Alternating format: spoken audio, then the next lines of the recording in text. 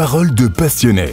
Stéphane, tu tombes bien. Je comptais peut-être adopter un chien. Alors, je ne sais pas ce qui est mieux, adopter ou aller chez un éleveur. On peut se poser la question éleveur ou refuge. Moi, l'idée, c'est de se dire, ok, si je suis pas forcément amoureux d'une race ou si j'ai pas vraiment de préférence, ben déjà d'aller adopter, c'est déjà un bel acte. Donc l'idée, c'est déjà de se dire, est-ce que je veux un chiot, est-ce que je veux un jeune chien, est-ce que je veux un chien adulte, un senior?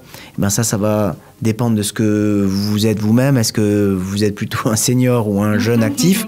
Donc là, on va choisir. Moi, ce qui me retiendrait, par exemple, d'aller en refuge, c'est de me dire que le chien, il a déjà, par exemple, 5 ans et que l'éducation sera plus difficile. Alors, est-ce que c'est vrai ou pas? C'est absolument faux.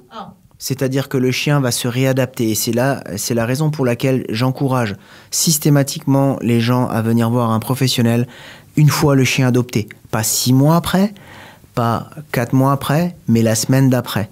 Parce que le chien va rentrer dans une période d'observation pendant les 2 mois qui est très importante. C'est-à-dire que c'est à ce moment-là qu'on va redéfinir les règles, qu'on va redistribuer les cartes avec le chien. Et oui, le chien a passé, c'est sûr. Oui, très certainement pas très heureux parce qu'il se retrouve en chenil. Et alors, le chien, lui, va être très content de retrouver une famille qui est capable de lui apporter exercice, règles, affection, les 3 piliers.